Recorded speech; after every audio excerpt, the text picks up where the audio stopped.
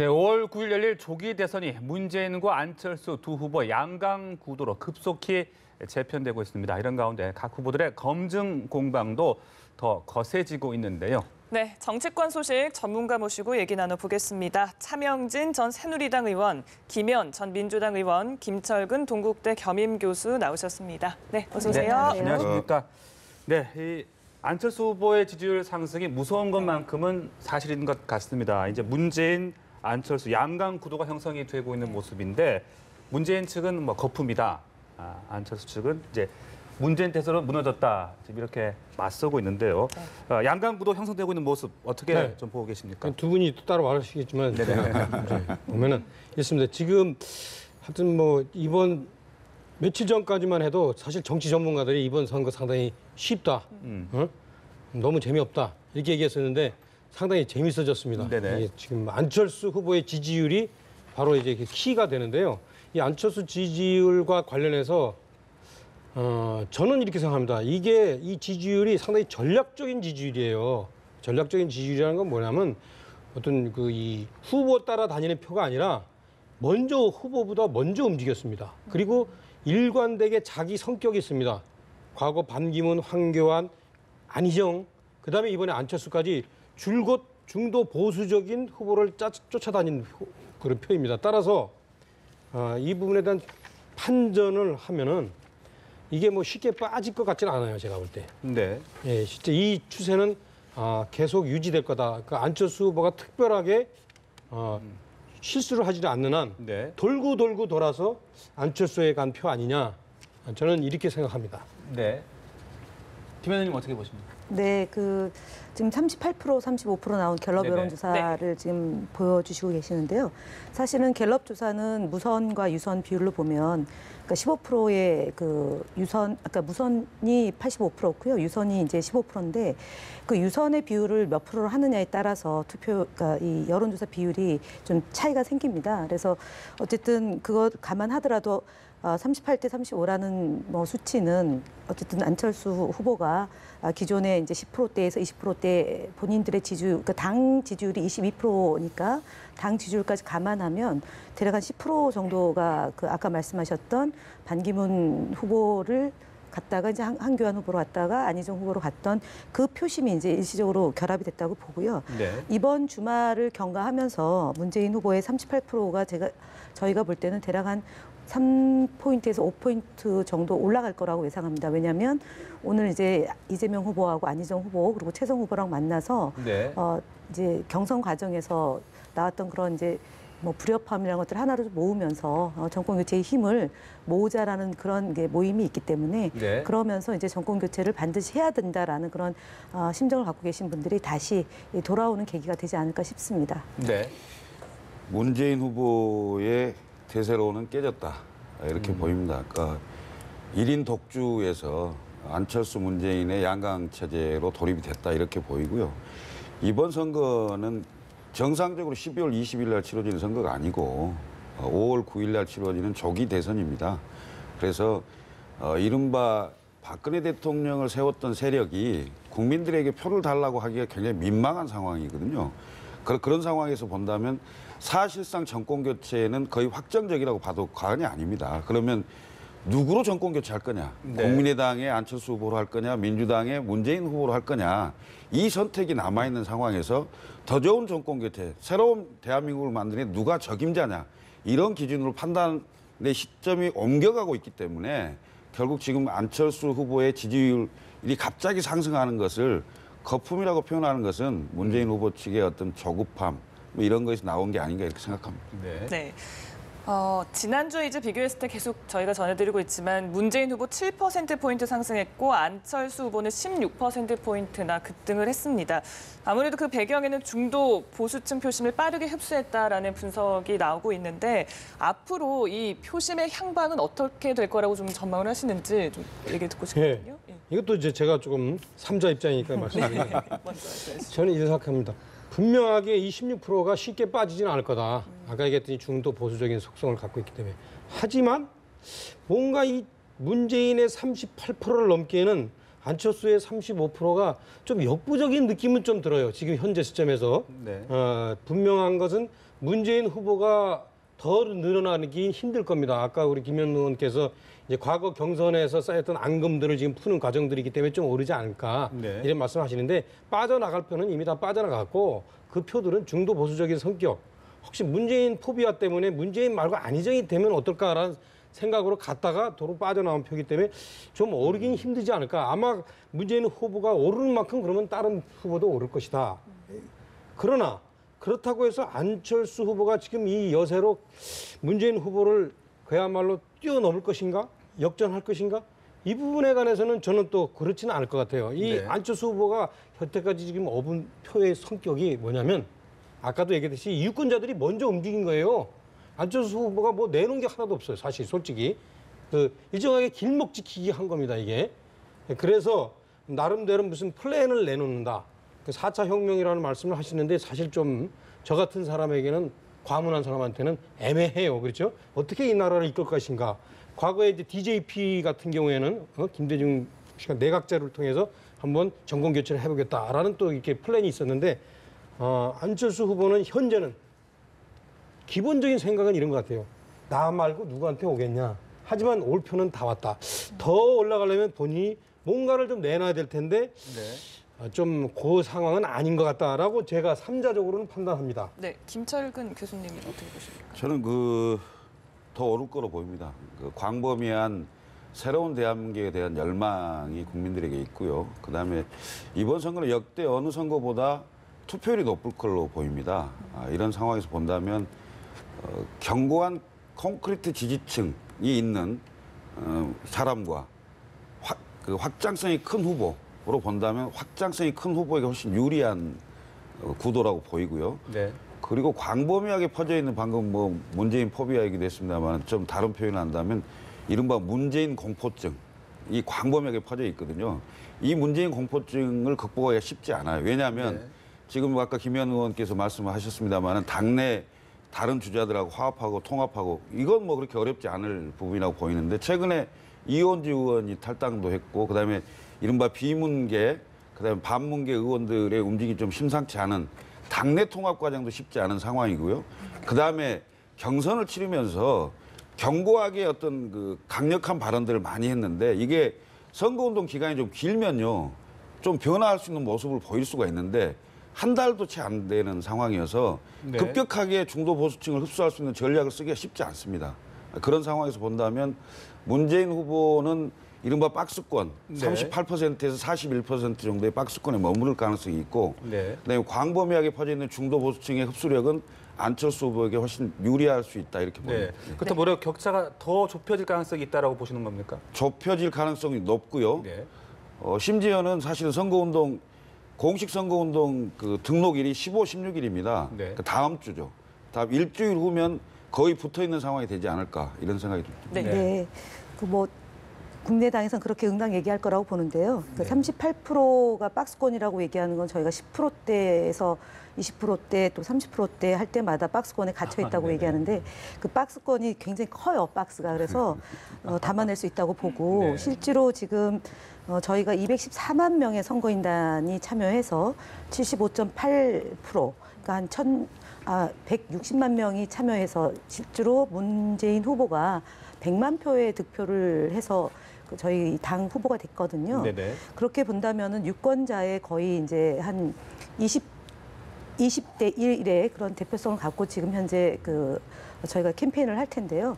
말씀대로 한 달밖에 남아있지 않기 때문에 사실은 예년의 대선이라고 보면 11월 19일이다 오늘이 그렇게 치면 대략 어느 후보를 네. 지지하고 투표에 갈 건지에 대한 판단들은 하고 계실 거다라고 보여집니다. 네. 두 번째는 지금 저희 이제 문재인 후보는 그동안 4년 가까이 검증을 받아왔고요. 이제 안철수 후보에 대한 검증이 이제 막 시작되는 단계이거든요. 그래서 검증이 본격적으로 된다면은 그 부분에 대한 판단도 국민들도 하실 거라고 보고요. 그리고 홍준표 후보가 지금 도지사 신분이기 때문에 선거 운동을 네. 제대로 할 수 없는 처지라는 점, 그다음에 이제 오늘 선대위를 구성하셨는데요. 이제 그 홍준표 후보와 그다음에 유승민 후보가 본격적으로 선거 운동을 펼치게 된다면 현재 그 소위 말하는 대구 경북과 네.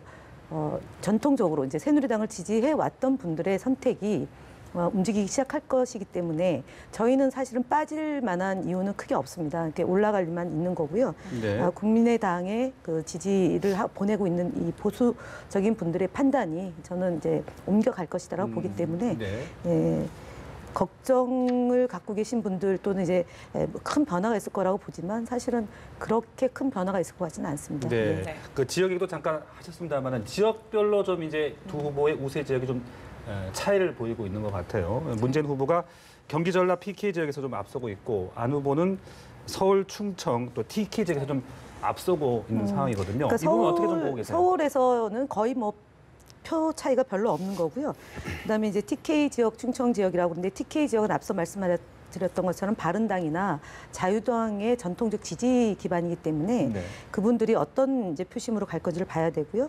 충청권은 전체 유권자 중에 한 7% 정도예요. 그래서 중요한 것은 인구가 가장 많은 지역이 이제 경기도 수도권이고요. 그다음 PK 지역이고 그리고 이제 호남 지역인데 네네. 이 호남 지역에서 저희 문재인 후보가 앞선다는 얘기는 호남을 기반으로 둔 지금 이제 국민의당의 의석수가 40인데 그 이제 수도권이 3세석이고요. 나머지가 비례대표를 빼면 대부분이 이제 호남 지역에 그 국회의원 현역 의원들이 있단 말입니다. 그럼에도 불구하고 호남에서 네. 문재인 후보가 앞선다는 얘기는 호남은 전통적으로 저희 이제 그 민주주의에 대한 요구나 갈망이 높은 지역에서 문재인 후보를 지지한다는 그 의미는 굉장히 함의로 보면은 기본적으로 지금 현재 이 대선 소위 촛불 전국으로 네. 시작된 이 대선이 어떤 방향으로 가야 될지에 대한 방향성을 제시한 거라고 보기 때문에 지금 그다음에 이제 세대별로 보면은 이제 젊은 세대와 이제 좀 어르신 세대들로 이렇게 나눈다고 하는데 이건 지난 총선에도 이미 나왔던 겁니다. 그러니까 50대까지 소위 더불어민주당을 지지하는 층이 높은 거고 그리고 이분들의 그 투표 참여 열망이 여느 때보다 높아질 거기 때문에 네. 저희는 이 지금 현재 수치상으로 이제 갤럽 여론조사만 놓고 보면은 네. 이렇게 나오지만 다른 여론조사 예를 들어서 리서치뷰 무선 100%로 했던 이 여론조사 결과는 7%의 차이가 있기 때문에 네. 조금 다양성을 놓고 봐야 될 것 같습니다. 네. 예. 그래서 호남의 민심이 좀 움직일 가능성은 혹시 있을지 뭐 지역별, 연령별 표심 어떻게 좀 분석을 하십니까? 저는 일단 이 조사는 네. 전국적인 부분은 유의미하다. 그렇지만 이게 지역별로 표본수가 굉장히 작아집니다. 예를 들면 1000명을 전국적으로 하면 호남은 100명밖에 안 됩니다. 그래서 지역 그 조사를 가지고 지역 그 100명을 가지고 여론조사 수치를 얘기하는 건 좀 곤란한 측면이 있고요. 네. 다른 지역도 저는 마찬가지라고 봅니다. 그래서 전국을 1000명으로 놓고 그 조사의 내용을 그 얘기하는 것은 유의미하나 그것을 그 쪼개서 지역별로 얘기하는 것은 조금 무리가 있다 이런 생각이 좀 들고요. 제가 네. 호남 출신입니다. 호남 출신이고 저희 엄마 아버지가 아직도 그 호남에 계시는데 호남의 지역 그 바닥 민심은요 사실은 상황이 끝났다고 봐도 과언이 아닙니다. 그러니까 지난 4.13 총선 직전에 여론조사를 했을 때 당시에 민주당이 훨씬 높았습니다. 그렇지만 투표를 해서 결과를 봤을 때는 국민의당이 훨씬 우세한 상황이었지 않습니까? 저는 두 가지 측면에서 그 호남 민심을 봐야 된다. 우선 문재인 후보에 대한 광범위한 반감이 너무 많습니다. 사실은 바닥 민심에. 네. 왜냐하면 문재인 후보가 민정수석과 비서실장을 했을 때 호남에 대해서 어떻게 했느냐라는 것을 호남민이 다 알고 있습니다. 알고 있고 두 번째, 설령 당선이 된다 손치더라도 호남을 위해서 누가 대변해 줄 것이냐. 이걸 본다면은 이미 호남 민심은 파악돼 있다 이렇게 보이고요. 호남만 따로 예를 들어 1000명 이상의 표본을 가지고 여론조사를 한다면 저는 결과는 다르게 나올 수 있다 이렇게 보이고 네. 이번 조사에서는 서울 경기 부분인데요. 서울 경기가 굉장히 서울은 안철수 후보가 이겼고 경기는 졌어요. 근데 차이가 그렇게 많지가 않거든요. 이 부분은 상당히 유의미하게 봐야 된다. 네. 굉장히 큰 변화거든요. 사실은 이렇게 보입니다. 네. 자, 이 호남의 민심에 대한 해석도 두 분이 좀 다른 모습을 보이셨는데 차 의원님께서도 한마디 해주시죠. 그러니까 이번에는 이 소위 말하면 여당 대 야당이 아니라 전통적으로 지금 야당 대 야당 대결이 아닙니까? 그렇게 하면서 실제 보면은 이 유권자들이 상당히 전략적으로 하게 돼 있어요. 그러니까 원래부터 자기가 갖고 있던 뭐 지역이나 연고나 이런 것에 의해서 투표를 하는 게 아니라 자신의 어떤 성향에 따라서 스스로 움직여서 고르는 그런 특징이 있습니다. 그것이 아주 큰 이번 선거의 특징인데 그렇기 때문에 우리가 전통적으로 생각하는 호남은 야당, 네. 그다음에 영남은 여당 이런 식의 그 계산이 안 맞아요. 그래가지고 지금 호남이나 영남이나 다 제가 볼 때는 이렇습니다. 문재인 후보나 안철수 후보나 고부고부일 거다. 진짜 많은 사람이 한 50%, 적은 사람이 30% 얻을 거다. 지난번 네. 총선에서 이미 그렇게 했어요. 그래서 아마 제가 볼 때는 호남에서는 약간 문재인 후보가 우세할 거고, 그다음에 영남에서는 약간 안철수 후보가 우세할 겁니다. 네. 그리고 영남에서는 나머지는 이제 홍준표 후보가 받을 거고, 다만 이제 세대 간 차이는 좀 클 것 같아요. 그 이념 성향상 어떻게 본인들이 어떻게 가든 간에 문재인 후보는 진보, 안철수 후보는 보수 내진 중도 이렇게 이미지화가 돼 있지 않습니까? 그렇게 해서 세대 간 차이는 좀 있을 것 같습니다. 그래서 네. 그렇다면 충청이나 서울은 어떠냐? 충청이나 서울은 원래 좀 이렇게 많이 섞여 있는 데 아니에요. 그러니까 충청이나 서울은 아마 비슷할 겁니다. 그래서 계산해 보건데 충청이나 서울에서 누가 더 표를 많이 얻느냐에 따라서 네. 상당히 아마 투표가 개표되는 날, 그러니까 출구자 투표하는 날까지 아마 제가 볼 때는 당선자를 점치기 좀 어렵지 않을까. 네.